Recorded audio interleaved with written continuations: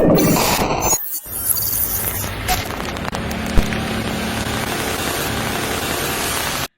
everybody to Radicalized, where truth survives, and we got your back. We're on episode 45, and it is going to be wonderful. We have an incredible guest for you, David Pepper. We're very excited to bring you that interview. I am here with disinformation sleuth, Jim Stewartson and High Fidelity, and we are 3 weeks away from deciding if we, the voters, wish to be a democracy or not. We are sure grateful that David Pepper is along for the ride on this episode. He warns us about how to fend off autocratic capture. He literally wrote the book about states being the laboratories for autocracy. We're going to smash some beakers today and expose voting grifts. And we're also going to talk about Rovember, how the future will be defined by those who care enough to fight for women's rights, which of course are human rights. Let's go ahead and get right into Front Loaded, guys.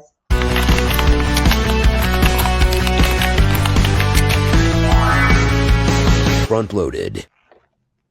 Just a reminder that facts matter, people. Nobel Prize winning journalist Maria Ressa was quoted as saying, "Facts form our shared reality. If you have no facts, you have no truth. Without truth, you have no trust. Without any of these three, we don't have a shared reality. And how can we begin to solve the existential problems that we already have?" I want to open with that quote because you guys watch the show week after week. This is our fight. She is pushing for social media guardrails to stem spread of disinformation.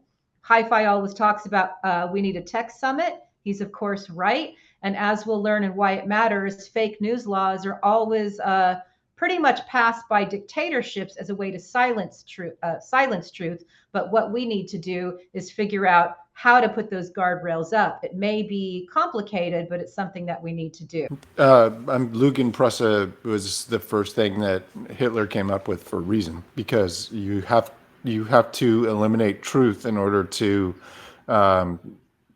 deliver lies into people's minds. Absolutely. And yes, Hi-Fi, any word on this? The problem we're facing is so massive. Yes, enforcing regulation on social media platforms and internet platforms in general. I don't disbelieve in Section 230, but I also believe it needs to be fixed. And if you don't know what Section 230 is, it's a vulnerability in our law that allows platforms not to be responsible for what's published on their platforms. Right. But it's not just the social media platforms. It's also the end users. I encounter this in technology all the time. You have to educate your end users in a way that good behavior sticks with them. Problem is, our educational system has been under attack for decades in the United States. That's right. We need truth, we need facts, we need a shared reality, and we need it sooner rather than later. And I do believe that the tech summit that you often bring up globally is really a place that we have to start. So I hope that that does happen sooner rather than later. Okay, so let's go to the persuadables. I always, in this fight, have tried to come up with words that make people pay attention. And I dug up an old thread on the Great Hack, where Cambridge Analytica targeted the persuadables. I just want to read you guys 2 quotes from that thread. And that thread is probably, I don't know, maybe like more than 3 years old. The first one comes from Professor David Carroll, who fought the good fight against these platforms in Cambridge Analytica. His quote is, "It began with the dream of a connected world. Our dignity as humans is now at stake. The hardest part in all of this is these wreckage sites and crippling divisions begin with the manipulation of one individual and another and another." And he goes on. And I think that that is something worth reflecting on. I have another quote I'd like to read you guys. This one comes from the great British journalist Carol Cadwallader. "It is this sort of visceral thing, living with this disinformation and this propaganda every single day and feeling the effects of it and knowing that it does work and does have an impact in real life, whether people believe that or not." Gentlemen, we were just talking about the normies, this visceral thing that we live with day in, day out. and that we see impacting our communities and our country is something that we will continue to fight. I mean, that visceral thing is psychological warfare. The visceral feeling that you get when you see disinformation that is wrong and feels wrong to you, much less disinformation that's pointed at you personally, that's warfare. That's psychological warfare. And the goal of it is to give you a visceral feeling of, oh my fucking God, I'm under attack and I don't understand why. Right. That's the point. So Right. indeed, the visceral feeling is real and needs to be recognized for what it is, which is an attack, which is a weapon, which is war. Beautifully stated. High five. I'm gonna have to pass on this one because I got too much, and there's too much profanity involved. Okay, well, that was a bold enough statement. Just that. I mean, this, the quote that preceded the one that Carol said about this visceral thing we live with was when a Russian subversion operation created a video of her where her head is imposed on the girl who is getting hit in the original Airplane video. So talk about stochastic terrorism, talk about the incitement toward violence. And again, you guys know that I'm involved and I see the stochastic terrorism. And I don't think we just should accept this as the status quo. No, this is what we have to fight. So, all right. Okay. I'm going to try to do this without profanity. Help me, Lord. All right. The online world is a ridiculous, malleable reality where images can be altered, video can be altered, people's statements can be altered, things can disappear, things can pop up, false things can take shape. If you have enough trolls in a crew, you can LARP somebody into believing complete nonsense. I was one of the first people to do this online because, well, I was a troll. But now it's being done to our entire globe. And I don't know how to make people see that. And when I try to explain it to them, they look at me like I'm insane. Yet that's what we're facing.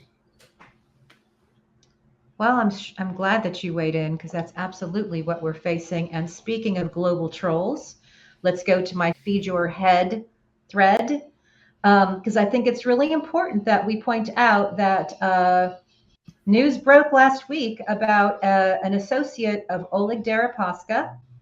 And it's very important that we are paying attention to what our Department of Justice and our FBI is actually doing, because this particular person who violated sanctions was actually a facilitator for Oleg Deripaska. And I just want to make sure that we never take our eye off this. And thankfully, Marty drilled down, looked at all the shell companies related to Oleg, saw all the shells that his mother is an executive beneficial owner of, and is following the money. But this gentleman was arrested in the UK.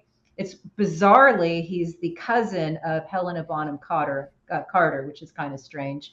But Marty actually decided to quote an old Jefferson Airplane song, when logic and proportion have fallen sloppy dead and the white knight is talking backwards and the red queen's off with your head, feed your head, feed your head.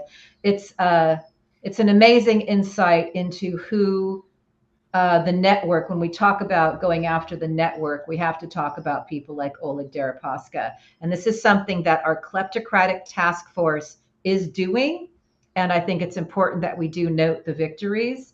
And I wouldn't be complete with this if I don't mention that Pavel Izubov is actually one of the main, he's one of Oleg's main front guys. And so let's just kind of keep our eye on some of these people, because thanks to the great work of the International Consortium journalists, investigative journalists, we do have a database we can go to find out more and drill down. So that's all I wanted to say about that. And thank you, Oleg, for giving us Moscow Mitch in perpetuity.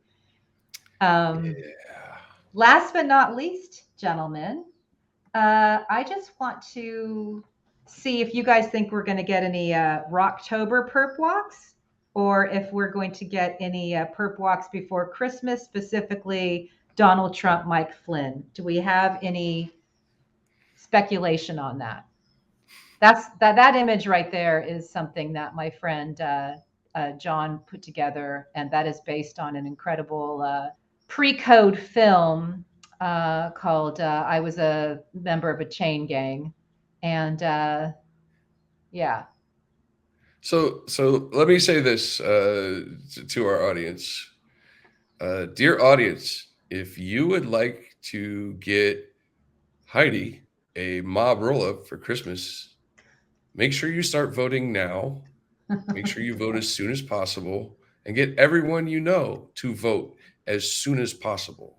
We must overwhelm them with numbers. So let's all chip in to get Heidi a Christmas present, okay? What do you think about that, Jim?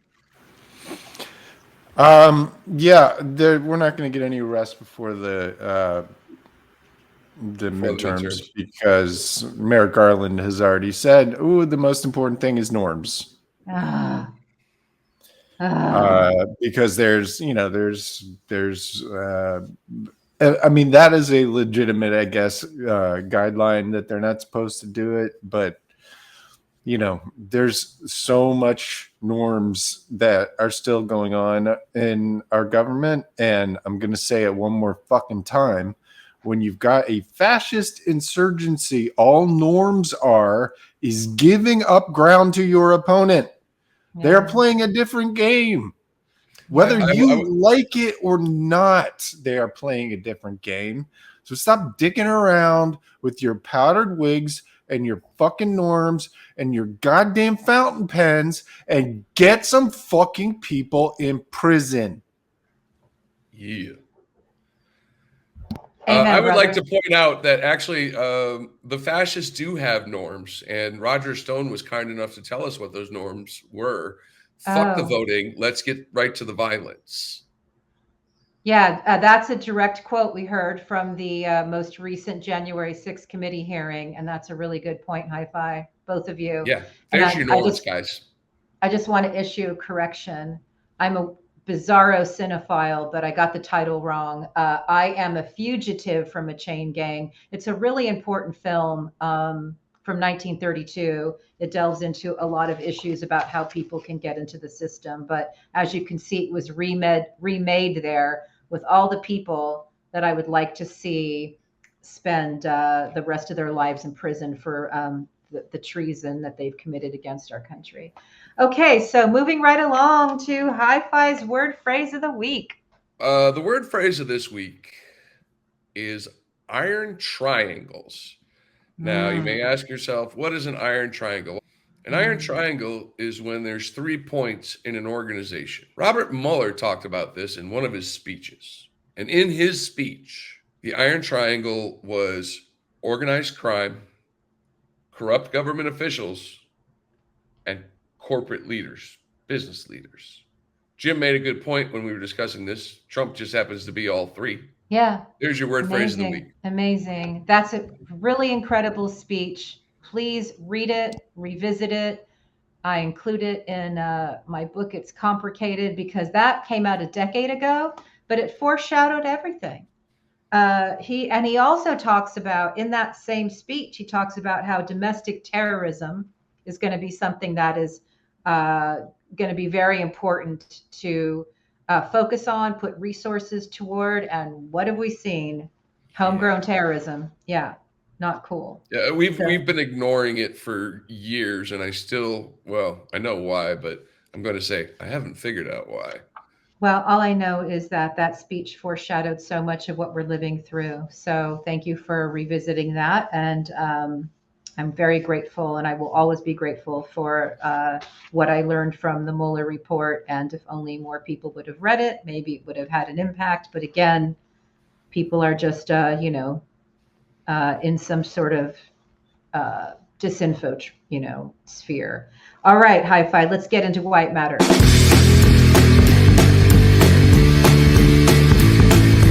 Why does it matter? Why does it matter?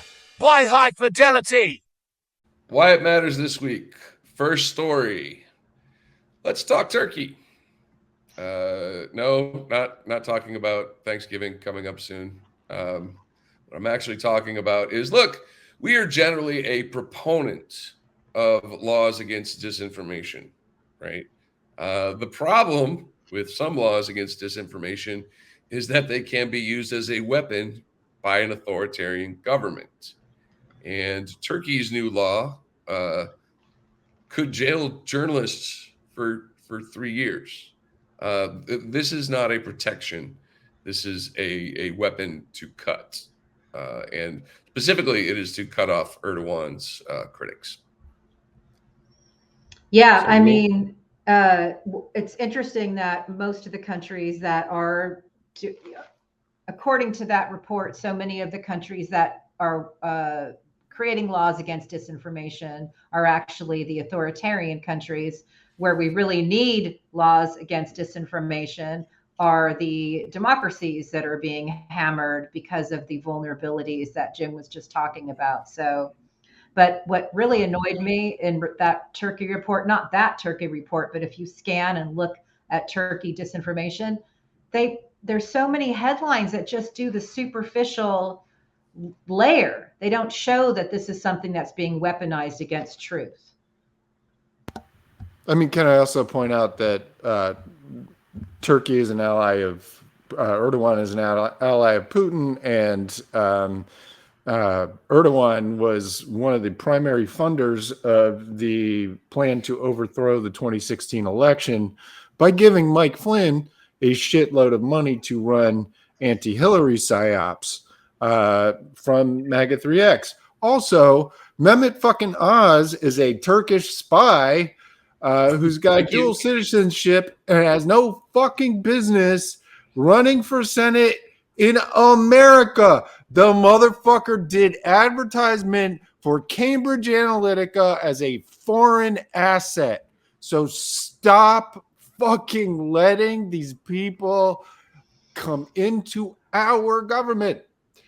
It's obvious what's happening here. Yeah. Turkey is only passing these laws to suppress its own people. Thank you, Jim. However, when we want to pass disinformation laws, we're not trying to suppress people. We're trying to suppress hate speech. And depends on who's passing the law, bro. Yeah. Yeah. Well, that's the problem with these things. They're double-edged, right? Right. However, I mentioned earlier talking about how we have to educate end users, right? Yeah. And well, I think Finland has a pretty good answer. That brings us to our second story, which is Finland fights fakes. Go ahead and say that 5 times fast. And while you're doing it, let me tell you about this. So Finland has media literacy programs in their schools. Right. They have ways to fight disinformation that are effective. If our government was serious about fighting disinformation, if they weren't, all just using it to run psyops against Americans, they would look into programs like this. This is why this matters. That's right. Yeah, they have NGOs, dozens of NGOs that combat fake news. They also force social media companies to be accountable and work with the government to blast out truth when misinformation or disinformation is promoted. And one thing I want to say about your previous story that could really help America is stop voting for reality TV stars. Reality TV is fake news. So just stop it. We wouldn't have had Trump. We wouldn't have Oz. We would not have had to endure Caitlyn Jenner, running. Like, just stop it. Just stop. All right. Well, as Brianna Wu pointed out on our show last time, the people who are in charge of protecting us and making laws against this stuff can barely understand it. So That's gotta fix no I that. mean, excuse, though. honestly, I don't think we should be putting the responsibility on people all the time to the reason why they voted for a fucking reality star is because they were getting poisoned by a bunch Yeah, of fucking psyops, right? yeah, No rational person who still has their fucking sense about them would vote for a fucking racist garbage fire who has fucked up every single thing he has touched for his entire life. That yeah. is a thing that only a cult member would do. And you have a cult member because you have a fucking bunch of disinformation out there poisoning people's minds. It is not difficult to stop this shit. It's not. Do what Finland did, educate people and get the goddamn propaganda channels out of American brains. Fucking get rid of Telegram. Do not promote Truth Social and fucking turn Fox into RT, which is what it is. Fucking nuke that shit. Metaphorically. And if you Metaphorically. I would just like to remind our viewers of the massive World War II propaganda campaigns that we ran in the United States against, the Axis powers. Yeah. And for some reason, I don't know if it's just blind willingness or complicit. I don't know. It's the But we're not doing transnational that. mob. It's the transnational mob. And believe me, network executives are complicit. For example, they knew Trump was not this glorious billionaire when they created a show around him. They knew his furniture was chipping. He stiffed people. He was not this person. And yet they created that mythology and they need to be held to account. We need some sort of, commission that looks and sees what happened there and then actually see some prosecutions come out of it, because they fed us this poison and people bought it, and people don't have inoculation against weapons grade propaganda. Final story this week. Arizona is on fire, and that has to do with the fact that Arizona is one heck of a swing state. There are all sorts of things going on having to do with, let's see. You've got Mark help me out. What's the pronunciation? Fincham. Thank you. I always want to say FinChem because he sounds like an artificial fish. But anyway, he is trying to run, elections in Arizona, and then you have Carrie Lake, and she is very dangerous. Yes, she is. She is very dangerous. And of course, you have Blake Masters, who we all know is Peter Thiel's mouth. So that's why it matters. And also why it matters is we're going to be talking about how the states are laboratories of autocracy with David Pepper. And so this is a very important state to keep an eye on.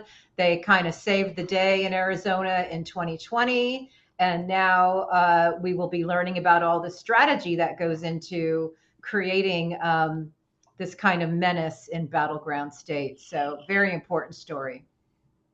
Let's go to brief legal briefs. Brief legal briefs.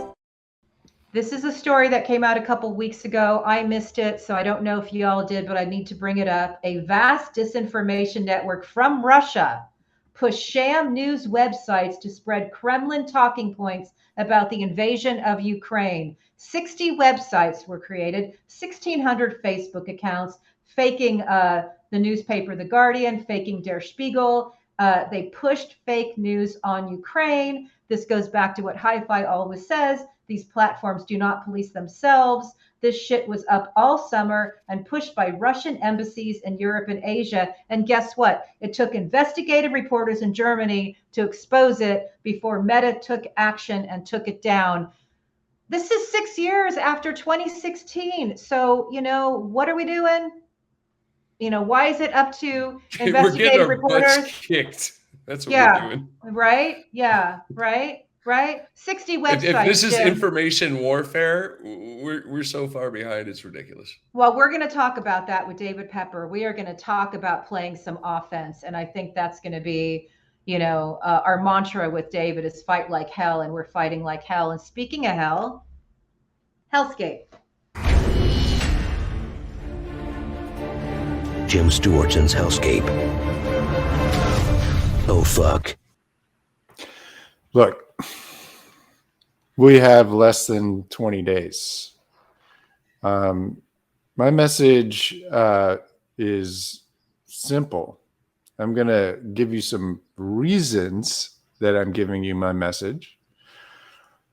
But right up front, what I want you to do is know who you are, know who your friends and family are, and if there's a single person who has not voted yet, and I mean already, push the pause button and go fix that. I am dead serious. Stop watching me. I am not important. Fucking vote. And the reason is because the people that we have failed to arrest for stealing the 2016 election, almost stealing the 2020 election through both fraud and violence, are doing it again. But with 2 practices behind them. So while we've been recording, something happened, or at least I became aware of something. And I'm just going to say one thing up front. My paternal grandparents were Ashkenazi Jews who came over from Russia in the pogroms to escape anti-Semitism and oppression as part of the same fascist movement that led to the Holocaust. Now, I'm going to show you something that should not be a thing in the world in the year 2022. I'm going to read this. I don't normally read this guy, but there's a reason I'm doing it. No president has done more for Israel than I have. For Israel. Somewhat surprisingly, however, our wonderful evangelicals are far more appreciative of this than the people of the Jewish faith. The Jews. Especially those living in the U.S. Those living in Israel, though, are a different story. Highest approval rating in the world, could easily be Prime Minister of Israel, Donald Trump. And then the next line, U.S. Jews have to get their act together and appreciate what they have in Israel before it's too late.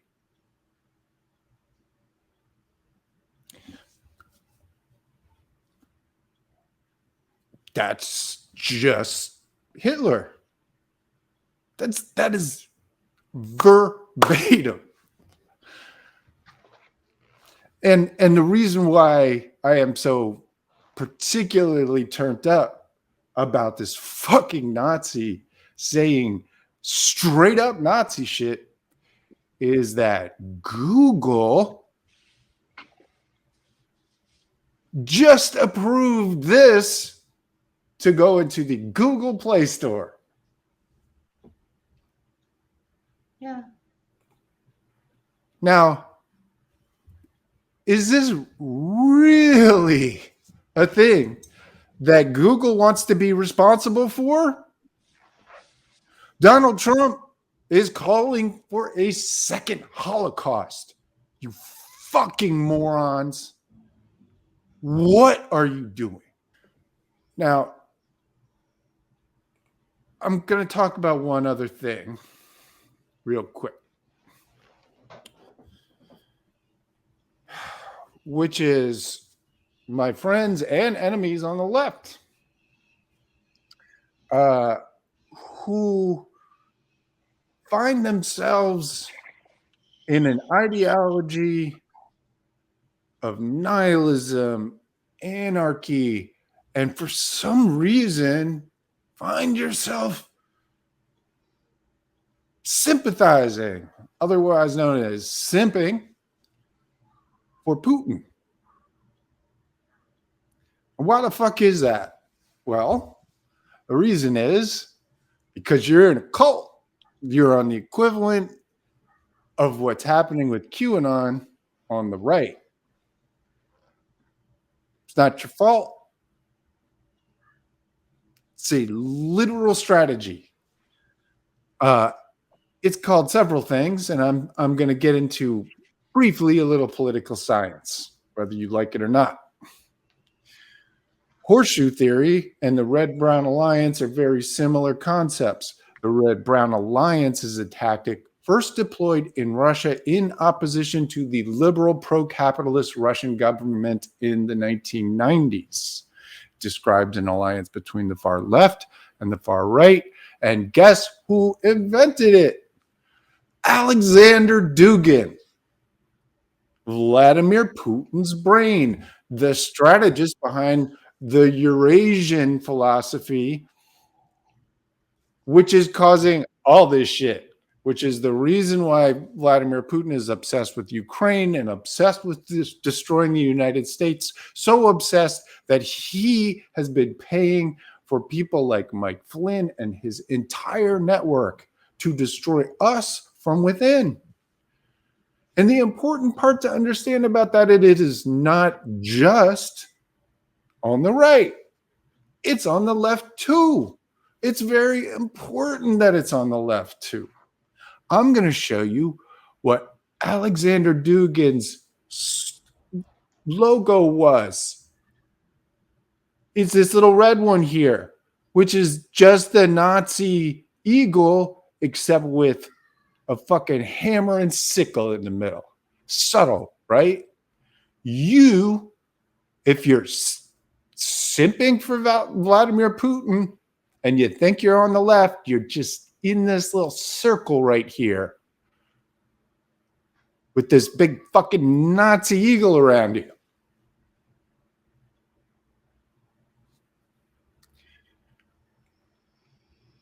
It's a plan, guys. Otherwise known as horseshoe theory. Horseshoe metaphor was first used in the Weimar Republic. The Weimar Republic was the democracy, the weak democracy that Hitler took advantage of in order to create the first Holocaust. Do we see a pattern?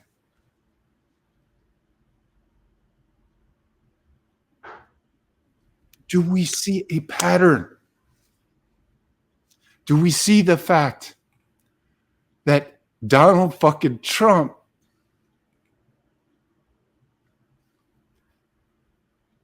is doing this, which is the same thing as this? This is the stab in the back myth. This is about the same time as my grandparents had to flee Russia.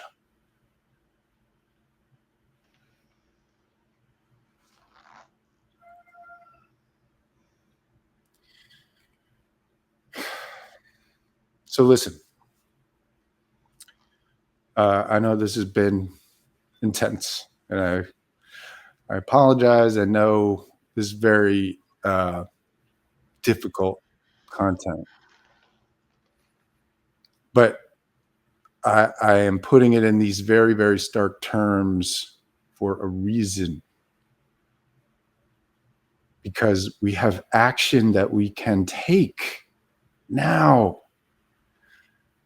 And if you're still watching me and haven't voted yet, well, I scold you for not having voted yet. But thank you for listening. I hope you will now do what I asked.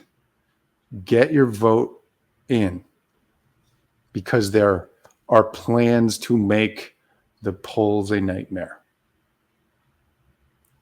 I'm not going to get more into that right now, but I'm just asking you to believe me. You need to get your vote in now.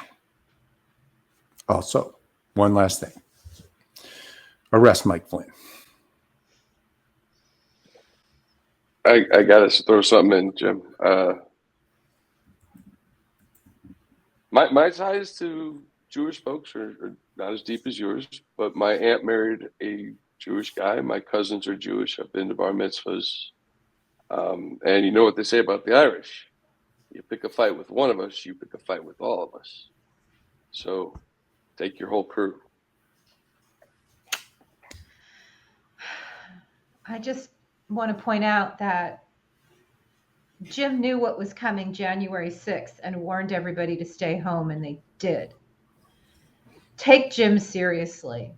He goes to these places and these platforms to bring us the noise of what's happening there. And we continually have underestimated the propaganda, and we have to stop.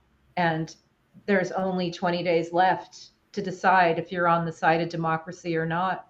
So we hope that by watching this show, you guys are on the side of democracy. A few months ago, the voters of Kansas heroically voted to protect a woman's right to choose in Kansas. The whole nation watched, surprised, but celebrated that the people had done that. Well, Ohio has that same opportunity in the next 25 days. And not in the form of a referendum, but actually in the form of 3 Ohio Supreme Court seats that are up. There's also a national implication in this race. And the reason I talk about it so much is because in the bigger picture of how democracies fought out, these are the kind of races that we too often overlook. So what is this race, and how can you make a difference? So we have 3 Republican justices on the ballot right now in Ohio for the Ohio Supreme Court. One is trying to be the next Ohio Supreme Court Chief Justice, and 2 are running for re-election. Now, why is this so important? Why are millions of dollars from Republicans coming in from around the country to try and save these 3 justices? Well, one, this is the 4. These are the bipartisan justices that have actually struck down gerrymandered map after gerrymandered map. These 3 have upheld every map that's come their way, as illegal as they are, and would do so again. So the national Republicans know that if these guys win and get their way, that the worst map in the world that the legislature puts forward after the election will get upheld. We're talking a map that maybe only allows there to be 2 Democrats, for example, to go to Congress out of 15. It has an impact on the national House majority. Republicans know it. That's why they're dumping millions in these races. But secondly, within Ohio, we also have cases working through the system, one from Hamilton County where I'm standing, where the right to have an abortion is literally being decided. And this will end up with this court. Now, you're not supposed to say in advance what you're going to do as a justice, but these 3 actually took surveys with Cincinnati Right to Life where they made their views on abortion very clear. They said that there is no constitutional right to privacy. They said life begins at fertilization, etc. We know what they're going to do. And if we knock off one of these people running here, we actually have a chance of protecting abortion. If all 3 of them win, it's over. They're dumping millions into these races because the Republicans know the stakes. Now you know the stakes, Ohio and the nation. Whatever you can do to help us knock off these 3 candidates, please do what you can. David Pepper, we are so happy to have you here with us today. And will you please tell our viewers why it was so critical that you did a whiteboard explaining the machinations and why we need to care about the Supreme Court in Ohio? Yeah, thank you for having me. It's great to be with you. one of the key parts of the whole reason I wrote the book I wrote is there's so much power in offices that too many of us don't focus on. We think it's all about federal this, federal that, and obviously those are really important. But states are where so much of the action is when it comes to the attack on democracy, the lurch towards extremism, and especially after Dobbs, and with the current U.S. Supreme Court, state Supreme Courts end up being, in many ways, in some places like Ohio, the last sort of protector of freedoms and democracy. I mean, it sounds dramatic, but it's true. And when you have these out of control legislatures that are gerrymandered to a point where they do not reflect the people anymore, these state Supreme Courts are the only check and balance left. And right now in Ohio, there are 3 seats up. The legislature changed the rules, as they're doing around the country, to make it more likely that they will win, which should trouble anybody. That's like that is a anti-democracy move you see in other countries. And we now have 3 Republicans up. If we win one of the 2 seats that they're seeking re-election in, we have a 4 Democrat out of 7 court. If we do not, they do. And that could be the difference between abortion rights being protected in Ohio or not. It's sort of like our Kansas referendum. But that also could actually impact the future majority of the U.S. House of Representatives, because the current court has been striking down an unconstitutional map all year. If the Republicans win the seats they want to win, they have already said they will go along with anything the legislature does. Wow. So we will either have in the future like a 13-2 delegation coming out of Ohio to the U.S. House. Totally unconstitutional, but this court in the wrong hands would allow it. Or if we win these seats, we will strike down such maps and potentially send 6 or 7 Democrats out of 15 to the U.S. House. In that case, that could literally change the outcome of the majority of the House. So that's all at stake, believe it or not, in 3 Ohio Supreme Court races that no one's ever heard of. And the reason I do these whiteboards and tweet all the time and write the book is to make sure people see the reason why Republican money is flowing into these seats from all over the country. They know this. They know the stakes. And too often Democrats don't see that these are the kinds of races where massive amounts of power are determined. So obviously I'm trying to get attention as much as I can on this. So one of the main bad actors that I follow is Mike Flynn, who is responsible for a lot of the anti-democratic stuff. And his slogan is local action has a national impact, which is a couple of things. First, it's true. It's also basically a euphemism for terrorism, right? What it means is if we disrupt things at the local level, it will bubble up to these effects that it's having on the national level, which is exactly what you're talking about. Yeah. So, and this is, the game has been for years, state houses. They have this unique power, not just over every issue we care about, be it, Roe v. Wade, what's taught in schools, gun reform. They also have power over democracy. They can gerrymander districts so there's never a choice. They can change the rules so thousands of voters end up not voting. And that's the heart of what they're doing. But Supreme Courts of these states are really important because they can either stand up to those state houses or they can do what they say. And right now there's an end run being made in many states to take away this sort of last check on state houses. That's what the independent state legislative theory is all about. Hey, we don't want state houses subject to the law. We don't want them subject to courts. And that's what these elections are about as well. So yeah, it's really, we're getting to a dangerous point. And you guys would recognize this. I mean, what I try and explain in a lot of my whiteboards and presentations, if the series of steps attacking democracy we are seeing in states like Ohio were happening in another country, we would see it for what it is. We'd say, my God, wait, every legislative election is rigged. You're getting rid of independent courts. You're censoring history. You're attacking the voters of the, quote, opposition and how they vote and how they protest. We would see that in another country as a 5-alarm fire about democracy itself. In our own country, we struggle to see it in the same way. And we need to wake up to it because that's what's happening. That's right. David, you said something so brilliant in one of your lectures that I listened to this morning. We in this show always say, why are we always playing defense? Yeah. When are we going to start playing offense? And Yeah. can you please talk to our viewers a bit about that? Why we always seem to be late to the party playing defense while there has been the Koch cadre and the Mercers and the Yeah. Teals very orchestrated in how they're spending their money and how they're going after and capturing our states. I think there are a number of reasons why this is happening, and you may hear some noise in the background of an 8 and a 5-year-old. And I bring that up because my 8-year-old in particular plays soccer. And as I say in some of my presentations, that he would understand the problem, because in playing soccer, he would tell you, wait, you mean the other side is always on offense kicking at our goal? Of course we're going to lose. That's the situation we're in. Wow. He likes to play defense, so he always runs to the ball to get it to the other side. But we're not doing that.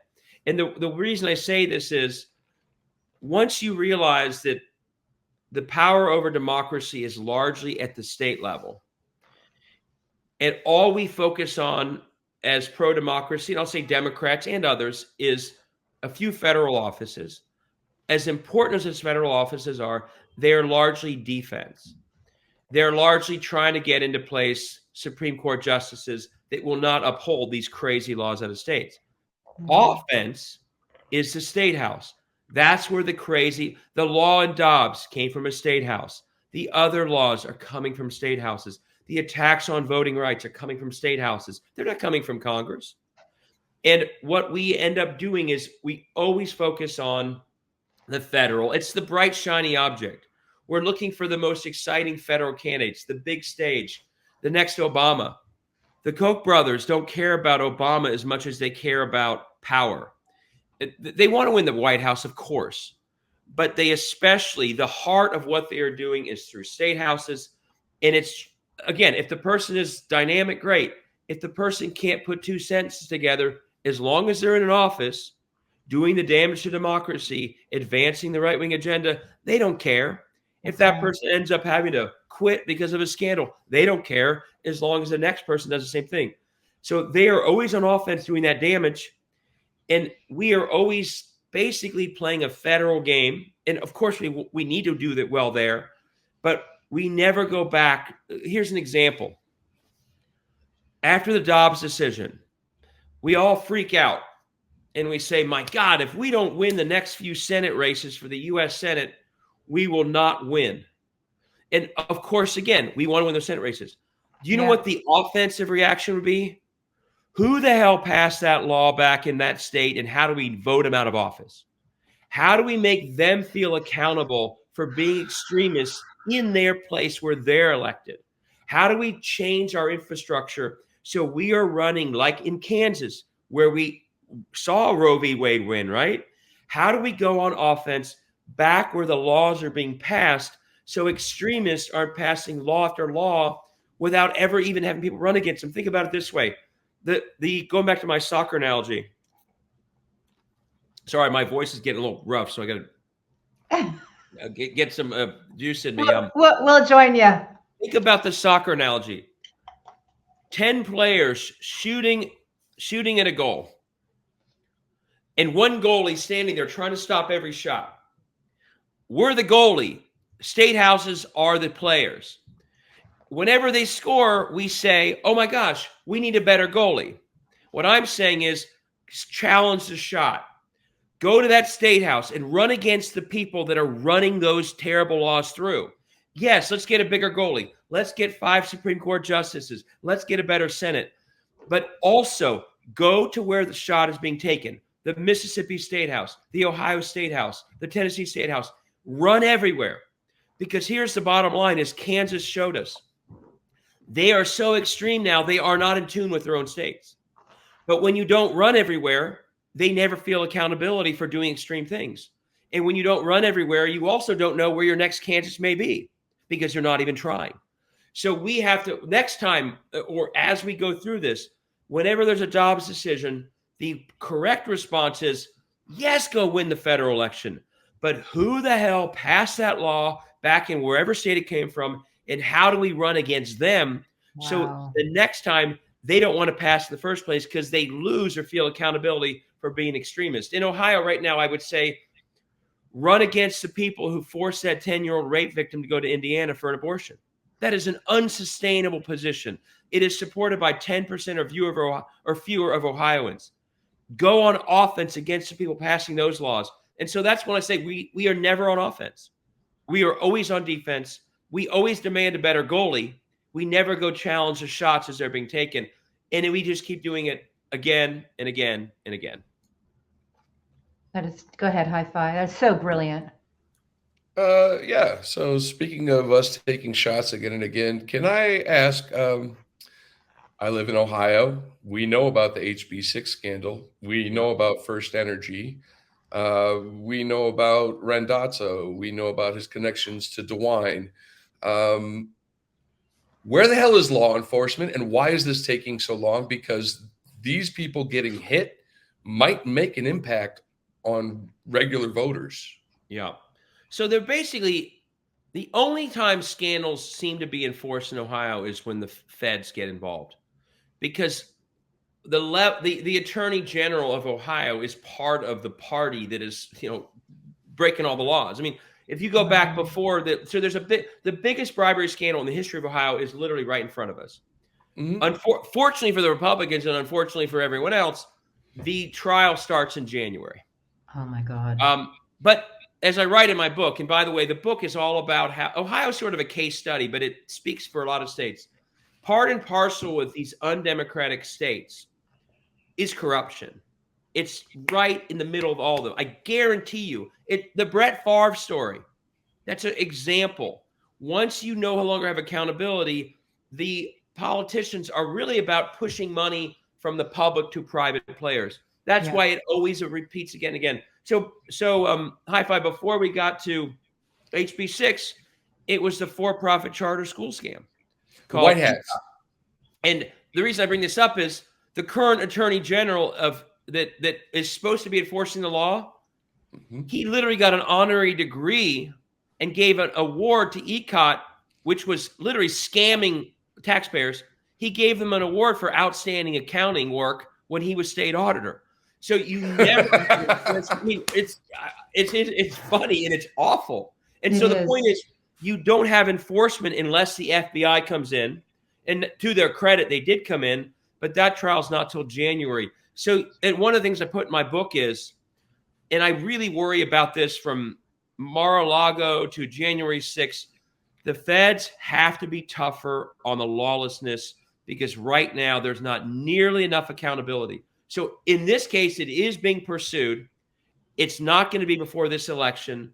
But unless in these states that are truly locked down by one party, there is not in-state enforcement of the laws. I mean, there just isn't. Wow. We need the Fed to do it. And the other question I think that is a big question is, why don't people know about it? You'd think in the largest bribery scandal in the history of Ohio, it would be an actually big issue in this election, right? You'd think. And one of the things I worry about that I go through in my book is corruption is getting so sort of baked in that it's actually a very hard thing to run on. When you run around as a politician these days and say, I'm running against corruption, most voters now, everyone's corrupt. Like a Republican will hear that and think, yeah, Democrats are corrupt. So one of the things I put in my book is, and some may agree with this, some may not, the way to run on corruption these days is to find the consequence of that corruption that impacts everyday people around their kitchen table. And to not, if you run around and just say corruption, corruption, corruption, no, you're not winning for the most part. Sadly, you're not. I mean, it's terrible that you're not. And so, the ECOT scandal, that for-profit charter school, do you know that for Ohioans, this is a terrible thing. About 15 years ago, Ohio had the 5th highest ranked school system in the country for public schools. We're now in the mid-20s. Jesus Christ. We have people paying through the nose to just have their kids play sports because the schools have been so defunded. You got to start focusing on the impact to everyday people. And I'll just give one example of this. Why is there a Democratic governor of Kansas? Because she ran a whole campaign about how they had 4 days of school a week in Kansas. And that did outrage people. She didn't mention corruption, but she mentioned the consequence of a corrupted system. And when parents like me and you sit around and wonder about how to keep our kids occupied on a Friday, that's when you actually are changing votes. So we have to translate the corruption politically into impact on everyday people they actually care about. I'd like to give you an example of corruption affecting everyday people, and it actually runs directly through Ohio. Roger Stone, 2009, lobbying for casinos. Do you remember that whole thing? And Roger Stone, he worked with Paul Manafort in, what do they call it, Heidi? The torturers lobby. Yeah. The torturers lobby. Yeah. And then we have Roger Stone at January 6th. Now, given the fact that Steve Wynn had to register as a foreign agent, Sheldon Adelson, Israel money laundering, looks like, that seems to me that corruption just runs straight into what we are experiencing right now. Yeah, no, there's a lot of, the reason the scale of what they're doing is so intense, the reason why they will do anything to keep gerrymandering is because I can't speak to the cases you brought up, but there is big money that is being made out of these corrupted legislatures. And again, this for-profit school scam I talked about, this guy was literally, I go through in the book, he was not destitute, but doing very poorly. Within 10 years, he's worth millions, and he's the biggest donor to the Republican Party because he's grabbing money from public school funds all over the state for his scam. The energy utility in Ohio, that it's billions we're talking about from the bailout, and a lot of it leaks through to the politicians and the lobbyists. So they need the gerrymandering to keep all that going. And that's why going back to one of your questions, I think, Heidi, you asked it, why are Democrats slower to see this than the other side? It's such big money on their side that the scale is enormous, but it's not like charity for them. It's an investment. The investment in ALEC, the investment in these state representatives is paid back many times over. Big money. So we're trying to battle on like a volunteer do-gooder basis.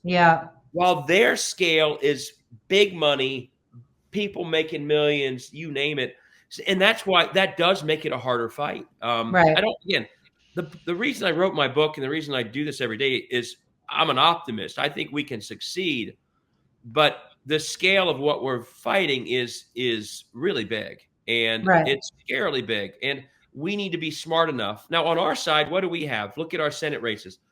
We have thousands and thousands and millions of small dollar donors who, when properly motivated, actually give a ton of money.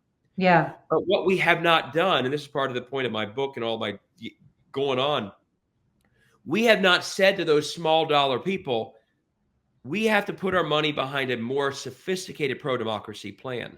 It's not only giving $100 million to Amy McGrath to beat McConnell because we hate Mitch McConnell. It's about filling every state house seat with a candidate so we hold extremists accountable, in giving those candidates enough money so they can actually say something versus be cannon fodder. So we've got to start saying, with our resources and our passion, we need a bigger game plan than the very narrow one that we're on today. Because yes, we throw a ton of money at that game plan.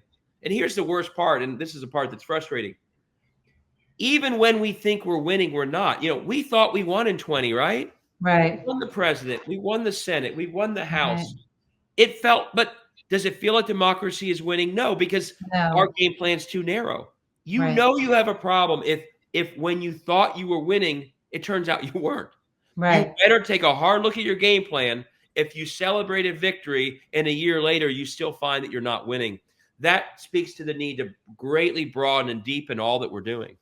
All right. So I'm going to go next, and then Jim, super quick. The book we're talking about, Laboratories of Autocracy, one of your very key books. And I know that when you wrote that book, even though you were writing from the experience of what you're seeing in Ohio, you befriended people from all over the country who were going through seeing the same autocratic capture in their states. But before you speak on that, I want you to explain to people to stop looking at things like Democrats versus Republicans, although that is a useful lens.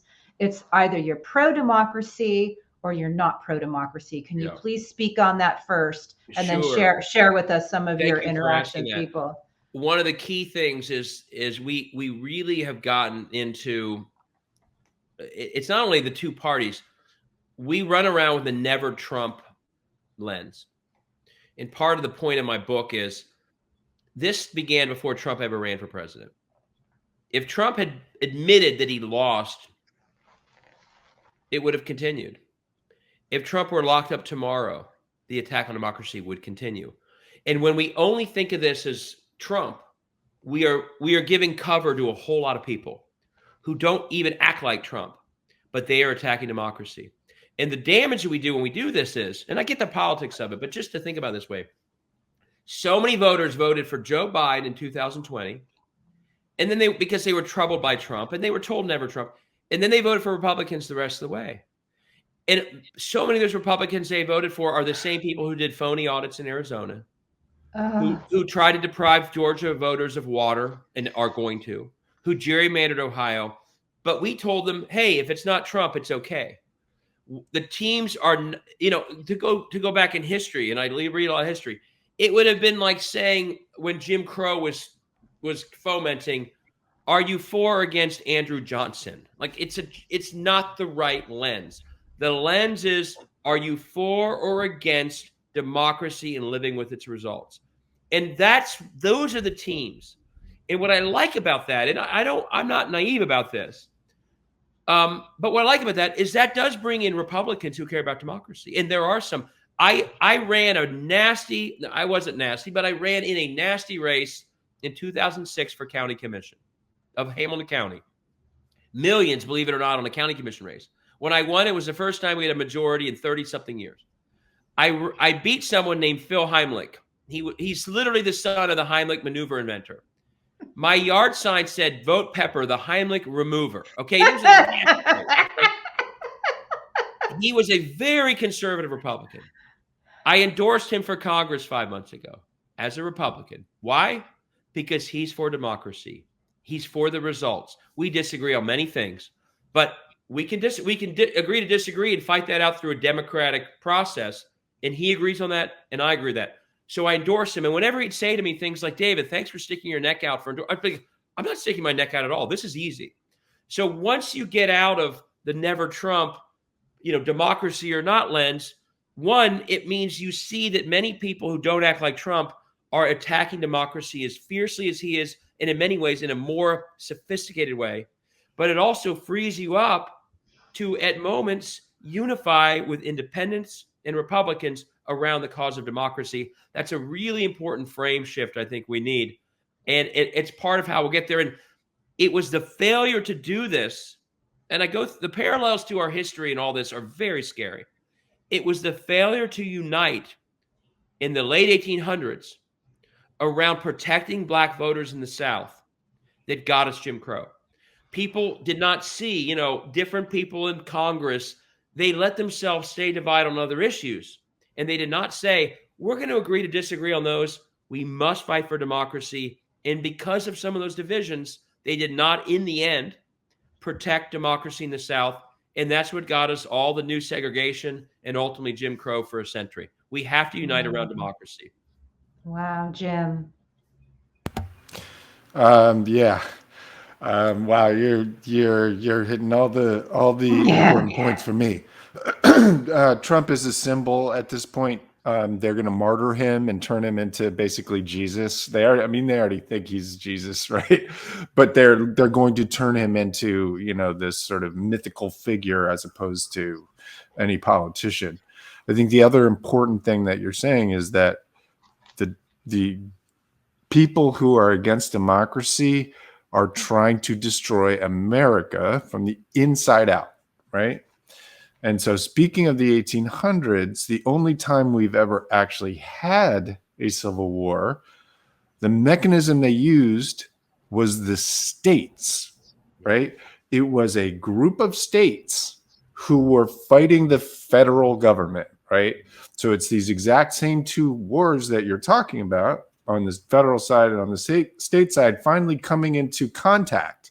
And when they came into contact, we had a civil war, which is the entire point, in my opinion, of what they're trying to do, is split off a coalition of states.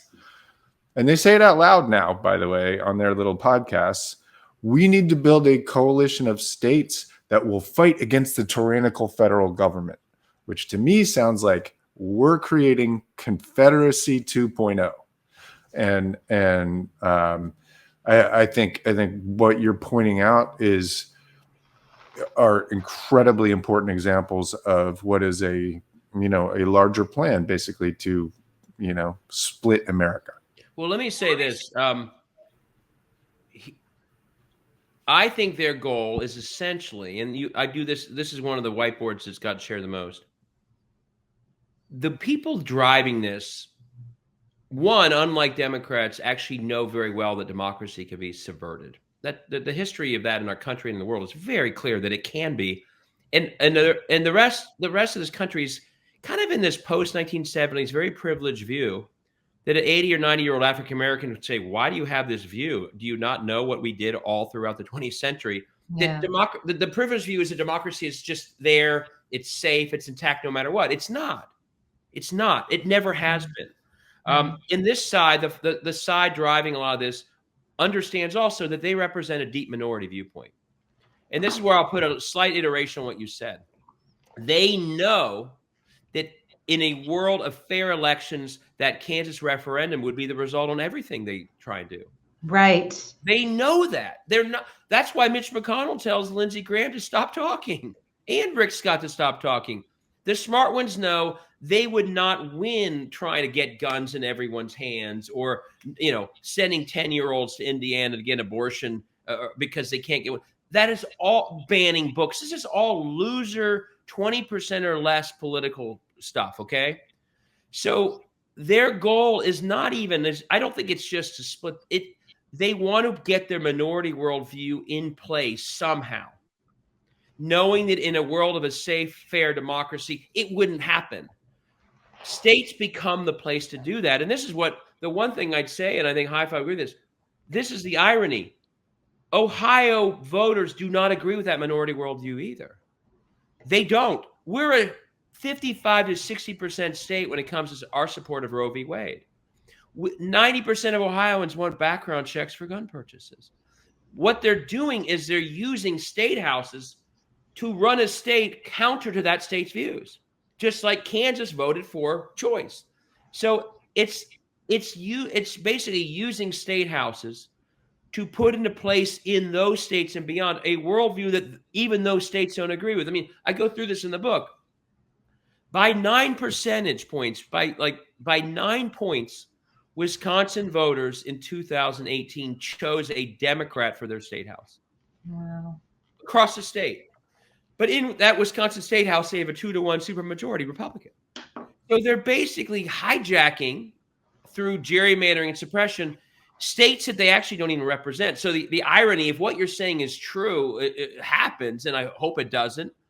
They're literally using states that don't agree with their views to disagree with other states that also don't agree with their views, but they've managed to grab hold of the institutions that control those states to do it. And so that's why one of the things I get frustrated with is I worry that on the coast, and this, I travel the coast. I don't mean this in a negative way, but I worry that people on the coast actually believe that the people of Ohio and Kansas agree with their state houses. And they don't. The polling in Texas, it's a Roe v. Wade state. These states do not, the people of these states, for the most part, do not agree with where these states, they are gerrymandering because they know that. They know that they wouldn't be able to get away with extremism in Ohio if they actually had fair districts. So I think the goal actually is it's simply impose a minority worldview onto a people that don't agree with that view. And over time, try and make that view settle in as the new reality. And the perfect institution to do that work through is a state house, because you can get the issues rammed through a law, and that state house can be gerrymandered in a way that those pushing that extremism can never be held to account. That's the 1-2 punch and then get the U.S. Supreme Court in the right hands to uphold the laws that those states pass. So the state house is the sword in this sort of minority worldview push, and the Supreme Court and federal courts are the shield to protect the work of those states. That's the 1-2 punch I worry about. And right now, they are rolling forward with it. Does that make sense? Yes, of course. Unfortunately, it makes a lot of sense. I just it's very moving because this is a show where we investigate disinformation, and it's completely tied into so much of what you're saying and the manipulation of reality and how we understand things. And you're so right. David Frum wrote, years ago that if this were happening in Honduras, we would recognize it, but it's happening here, so we don't. Well, the disinformation and the lying and the changing the topics, the flying migrants to Martha's Vineyard, all of it is to change the subject from the core issues that they know are minority issue, that they are a minority worldview issue. Yes, that's right. And too often the country sort of falls for it. They were getting crushed on that abortion story out of Ohio. Ron DeSantis flies migrants to Martha's Vineyard, and all of a sudden Chuck Todd is talking about the border again. I mean, they are very good at changing the subject. They are very good at changing the debate, at pushing these issues back in it. But the irony is oftentimes, not always, but oftentimes, after even the issue they've thrown in to distract plays out for a little bit, it turns out that even that issue they're in the minority on. What did they do in the middle of the year? All of a sudden, it's all about CRT and banning books and all that. Well, it turns out a poll in Ohio the other day said we actually trust teachers to get that balance right. 75% of Ohioans said we think the history of discrimination on racial lines should be taught in Ohio schools. We don't think things should be banned because of. So often they create a massive, smoke screen. Yeah. It changes the topic from a core issue, but as people even think through the smoke screen, they still don't agree with them. But all that disinformation, all that chaos is a way to never get back to on the core issues. Trickle-down economics that only benefit a few, attacking organized labor, anti-choice. They are in the deep. They're not just sort of in a 55-45 minority. They're with like 20% or fewer. And they always are running around to try and I'm not a disinformation expert like you are, but they're always running around to try and create clouds from the fact that on these core issues, they're in the deep minority and they know it perfectly well. Well, they get people. Peter Thiel goes around and pays people like J.D. Vance to spread that exact disinformation. Okay, hold on. I need to say something here. And we have Jim Jordan too, but let's not talk about him right now. You're familiar with history, and I'm sure you've heard of the business plot of 1933 against FDR. Yeah, I mean generally. So the whole thing was there were a bunch of corporate oligarchs who were going to try to overthrow the government, and I would put forth the idea that Peter Thiel. We've talked about Ohio. We've talked about Arizona. Peter Thiel is backing J.D. Vance in Ohio. He's backing Blake Masters in Arizona. Very, very strategic. Yeah. Very strategic. We also know that Joseph Lonsdale has been giving money to Kyrsten Sinema. Joseph Lonsdale is also PayPal Mafia with Peter Thiel. And then we also have Reid Hoffman in Ohio giving money to Democrats. He's also PayPal Mafia. It seems like there's a concerted effort coming out of Silicon Valley to take over politics in this country. Here's what I'll say about Peter Thiel, because sometimes when I present this stuff, and I'm sure you get this more than I do. People say to me, come on, David, you really think they are trying to subvert democracy? That seems like a heck of a charge. You really think they don't believe in it? And I'll say, listen, I'm watching enough actions to think that, but it doesn't even take that. I watch what they say, or they went to Hungary to watch Orban, and then they invited him to Dallas. This is not hidden. And the reason I bring up Peter Thiel, I just looked it up again. I no longer believe that freedom and democracy are compatible. He's not. 2009 Cato Institute. I know it by heart. I'll read this in my presentations to say they're not hiding it.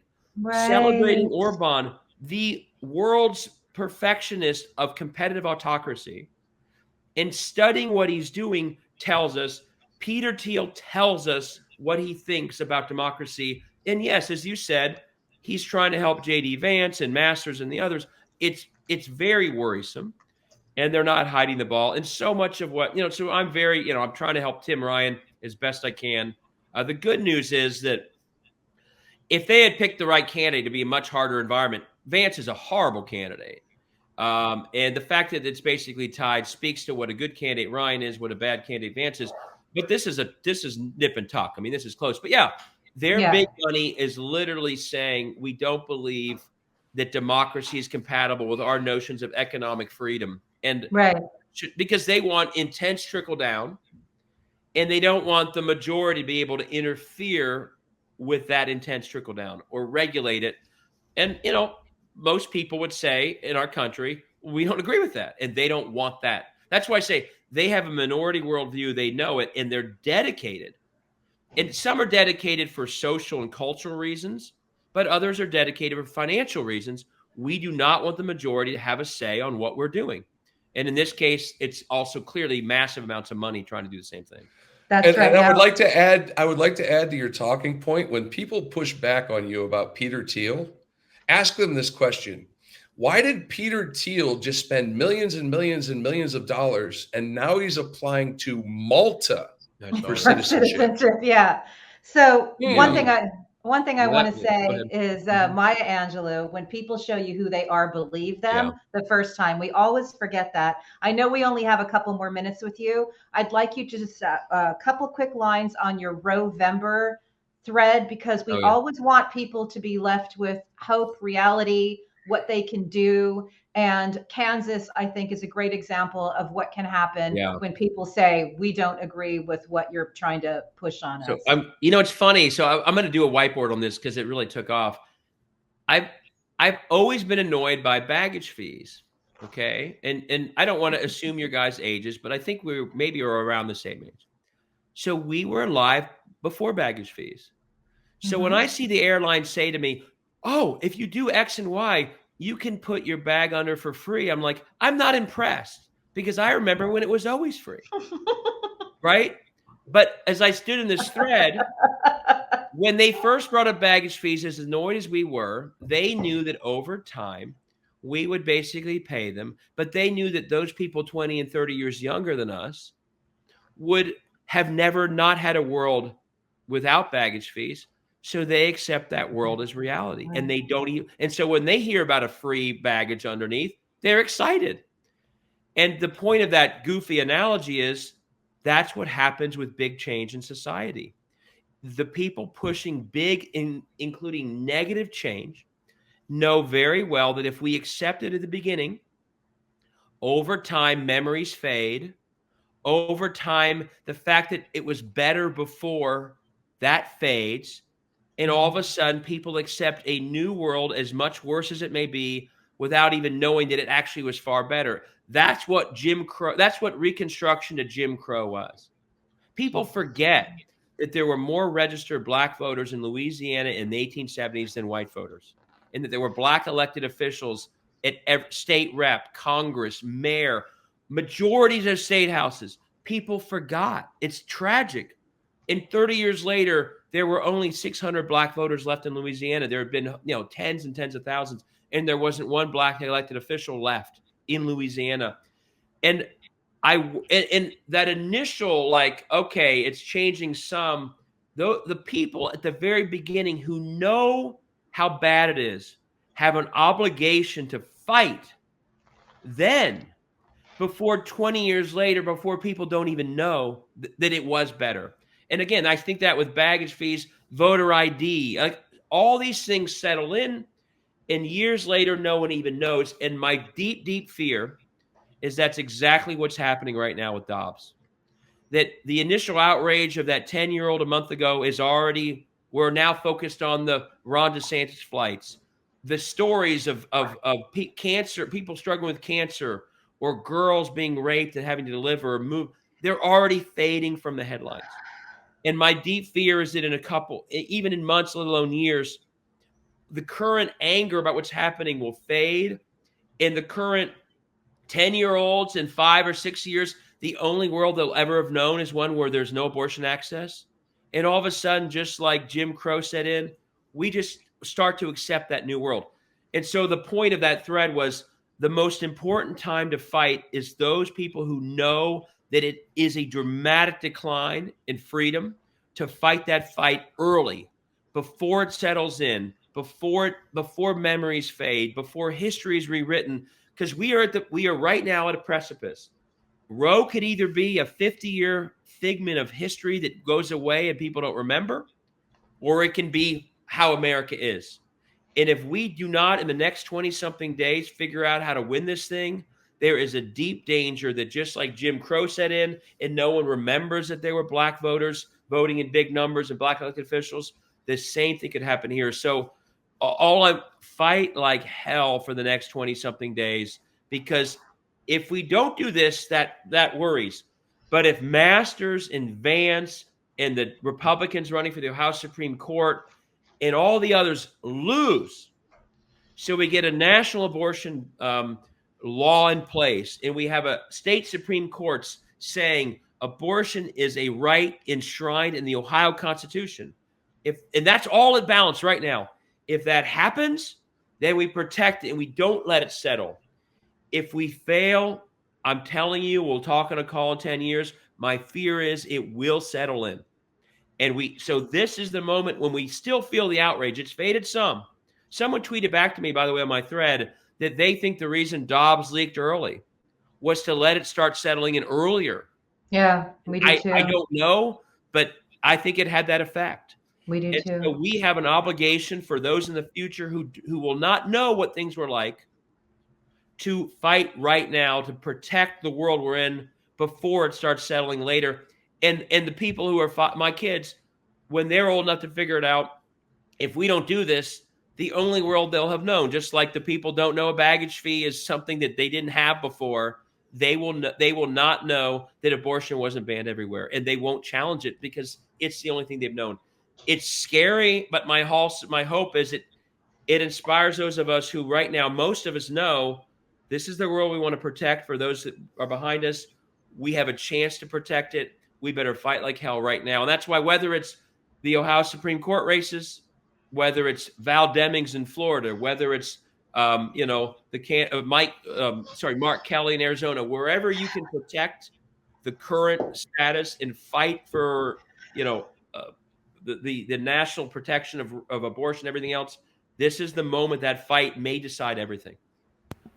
And vote that's now. The wrong answer, but everybody has the ability to vote now. They're the perfect symbol. They're the perfect symbol of like the frog in the pot boiling and not realizing it. Right. Yes. We see it happen all the time. Just a mechanical thing for our viewers, for everybody. We can vote now, right? One thing that I track very closely is this big lie, disinformation, and now kinetic planning for getting tens of thousands of people to the polls to disrupt, to create fraud, to intimidate. So one thing every single person can do in all the states is vote early. Don't fuck around with the polls. There's no reason to. Yep. So first, vote early, get everybody you know to vote early, and then get to the polls yourself and protect the people who are voting. Don't get everyone else you know. Once you vote early, get everyone else you know to vote early. Everyone else. That's right. Everyone. Keep going. This is how we keep our democracy. Thank you for saying what you did. Very, very important. Thank you. David Pepper, everybody heard that. We need to fight like hell. So thank you, David Pepper, for spending this time with us.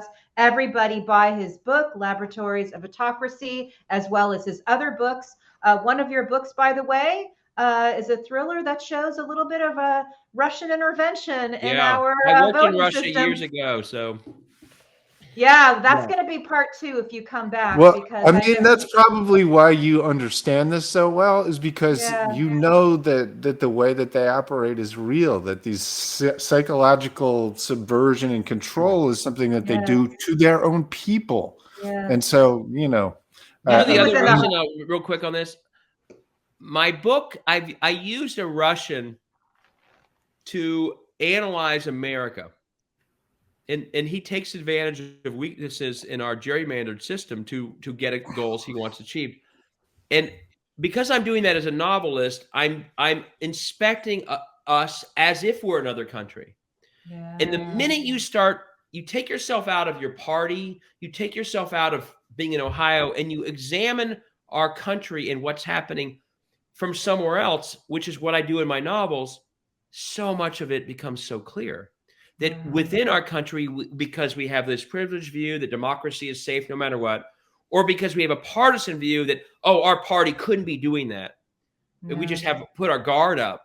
We don't see that, no, if we were in another country watching this, or if we saw this in another country, it couldn't be more clear. And that's why I do think the lens of what I've done in my books, which is I use a lens of another country looking at us for our weaknesses, it actually could not be more clarifying.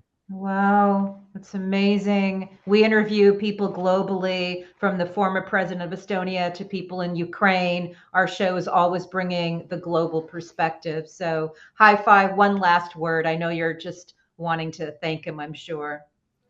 Well, so first, I got the sequel for you. It's do it again, but do it globally. And then the last question I have for you is OH. IO.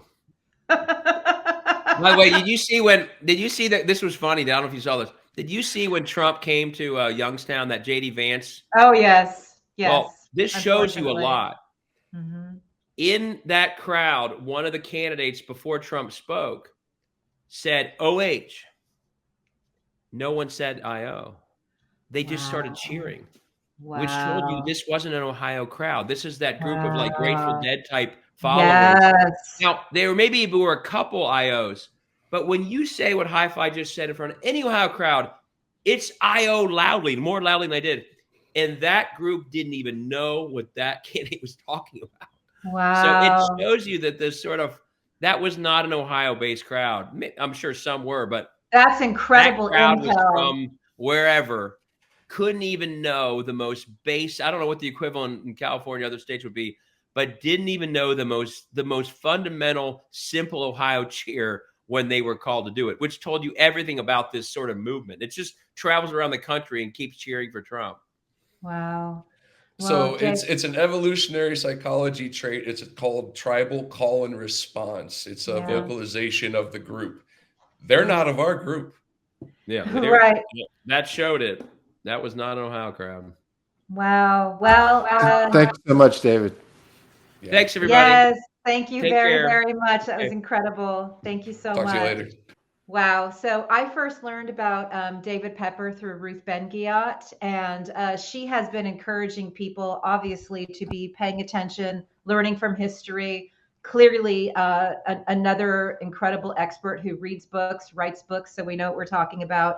But one of the women on Ruth's call wanted to see for herself what it was like to be at a Trump rally, and she actually went to the one he was just referencing. And just like he said, it's like people who follow the whatever they call the new incarnation of Grateful Dead. She said they were all just coming in from these buses. They're all just kind of having a good time. And as you guys note, I always talk about, they're getting their free toasters and their camaraderie out of it. But that was an incredible bit of intel, and we should go with that. Anyway, we all know our marching orders: fight like hell. We know Rovember is just around the corner.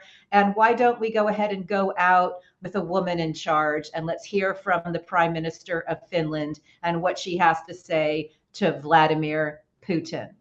By the way, as our friend John Sweeney would say, Vladimir Putin, do fuck off. Way out of the conflict. Way out of the conflict. The way out of the conflict is for Russia to leave Ukraine. That's the way out of the conflict. Thank you.